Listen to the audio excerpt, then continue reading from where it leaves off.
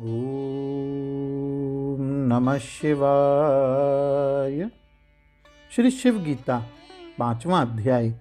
श्री सूत जी बोले, इसके उपरांत उस स्थान में एक स्वर्ण का बड़ा रथ प्रादुर्भूत हुआ, जिसकी अनेक रत्नों की कांति प्रभा से सब दिशाएं चित्र विचित्र हो गई थी।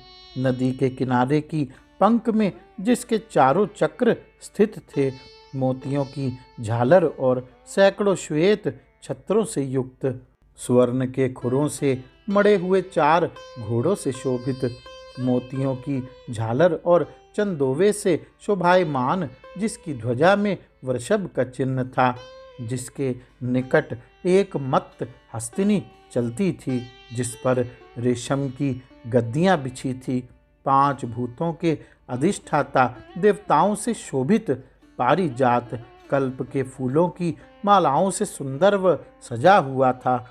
मृगनाभि से उत्पन्न हुई कस्तूरी के मद वाला कपूर और अगर धूप की उठी हुई गंध से भौरों को आकर्षित करने वाला, प्रलय काल के समान शब्दायमान अनेक प्रकार के बाजों से युक्त, वीणा, वेणु, मधुर बाजे और किन्नरी गणों से युक्त, इस प्रकार के श्रेष्ठ रथ को देखकर वृषभ से उतरकर शिवजी पार्वती सहित वस्त्र की शैया वाले उस रथ के स्थान में प्रविष्टित हुए। उस समय देवांगनाएं श्वेत चमर डुलाने और दिव्य व्यजन के चलाने से शिवजी को प्रसन्न करने लगी। शब्दायमान कंकनों की ध्वनि और निर्मल मंजीरी के शब्द तथा वीणा, वेणु के गीत से मानो त्रिलोकी भर गई। तोतों के वाक्य की मधुरता और श्वेत कबूतरों के शब्द से जगत शब्दायमान हो गया। प्रसन्नता से अपने फन उठाए हुए शिवजी के भूषण रूप शरीर में लिपटे सर्पों को देखकर करोड़ों मयूर प्रसन्न होकर अपनी चंद्रिका दिखाते हुए नृत्य करने लगे। तब शिवजी प्रणाम करते हुए राम को उठाकर प्रसन्न मन से दिव्य रथ में ले आए और सावधान हो अपने दिव्य कमंडलू के जल से आचमन कर रामचंद्र को आचमन कराया और अपनी गोद में बिठाया। इसके उपरांत रामचंद्र को दिव्य धनुष, अक्षय तर्कस और महापाशुपतास्त्र प्रदान किया और रामचंद्र से बोले, हे राम, यह मेरा उग्र अस्त्र जगत का नाश करने वाला है। इस कारण सामान्य युद्ध में इसका उपयोग नहीं करना। इसका निवारण करने वाला अस्त्र त्रिलोकी में दूसरा नहीं है। फिर शिवजी देवताओं में श्रेष्ठ लोकपालों को बुलाकर प्रसन्न मन हो बोले, रामचंद्र को सब कोई अपने अपने अस्त्र प्रदान करो। इस कारण तुम सब युद्ध में भयंकर कर्म करने वाले वानरों का शरीर धारण करके इनकी सहायता करो, इससे तुम सुखी हो जाओगे। शिवजी की आज्ञा को शिरोधार्य करके प्रणाम कर हाथ जोड़कर देवताओं ने शिवजी के चरणों में प्रणाम कर अपने अपने अस्त्र दिए। विष्णु ने नारायण अस्त्र, इंद्र ने इंद्रास्त्र, ब्रह्मा ने ब्रह्मदंडास्त्र, अग्नि ने आग्नेयास्त्र, यमराज ने याम्यास्त्र, निरुति ने मोहनास्त्र, वरुण ने वरुणास्त्र, वायु ने वायवास्त्र, कुबेर ने सौम्यास्त्र, ईशान ने रुद्रास्त्र, सूर्य ने सूर्यास्त्र, चंद्रमा ने सौम्यास्त्र, विश्वदेवों ने पार्वतास्त्र, 8 वसुओं ने वासवास्त्र प्रदान किया। तब दशरथ कुमार रामचंद्र प्रसन्न होकर शिवजी को प्रणाम कर हाथ जोड़कर खड़े हुए और भक्ति पूर्वक बोले।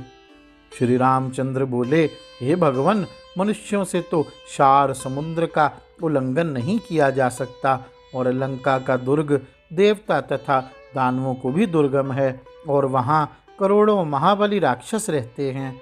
वे सब जितेंद्रिय, वेद पाठ करने में तत्पर और आपके भक्त हैं। अनेक प्रकार की माया के जानने वाले बुद्धिमान अग्निहोत्री हैं। केवल मैं और भ्राता लक्ष्मण युद्ध में उनको कैसे जीत सकते हैं। शिवजी बोले, हे रामचंद्र, रावण और राक्षसों के मारने में विचार करने की कुछ आवश्यकता नहीं, क्योंकि उसका काल आ गया है। वे देवता और ब्राह्मण को दुख देने वाले अधर्म में प्रवृत्त हुए हैं। हे सुव्रत, इस कारण उनकी आयु और लक्ष्मी का भी क्षय हो गया है। उसने राज श्री जानकी जी की अवमानना की है, इस कारण तुम उसे सहज में मार सकोगे, कारण कि वह इस समय मद्यपान में आसक्त रहता है। अधर्म में प्रीति करने वाला शत्रु भाग्य से ही प्राप्त होता है। जिसने वेद शास्त्र पढ़ा हो और सदा धर्म में प्रीति करता हो, वह विनाश काल आने पर धर्म का त्याग कर देता है। जो पापी सदा देवता, ब्राह्मण और ऋषियों को दुख देता है, उसका नाश स्वयं होता है। हे राम, किष्किंधा नामक नगर में देवताओं के अंश से बहुत से महाबली और दुर्जय वानर उत्पन्न हुए हैं। वे सब तुम्हारी सहायता करेंगे। उनके द्वारा तुम सागर पर सेतु बंधवाना। वे वानर अनेक पर्वत खंड लाकर पुल बांधेंगे, उस पर सब वानर उतर जाएंगे। इस प्रकार रावण को उसके साथियों सहित मार कर वहां से अपनी प्रिया को लाओ। जहाँ संग्राम में शस्त्र से ही जय प्राप्त होने की संभावना हो, वहाँ अस्त्रों का प्रयोग मत करना। और जिनके पास अस्त्र नहीं हैं अथवा थोड़े शस्त्र हैं तथा जो भाग रहे हों, ऐसे पुरुषों के ऊपर दिव्यास्त्र का प्रयोग करने वाला स्वयं नष्ट हो जाता है। बहुत कहने से क्या है, यह संसार जो मेरा ही उत्पन्न किया हुआ है, मैं ही इसका पालन और संहार करता हूँ। मैं ही इस जगत की मृत्यु का भी मृत्यु स्वरूप हूँ।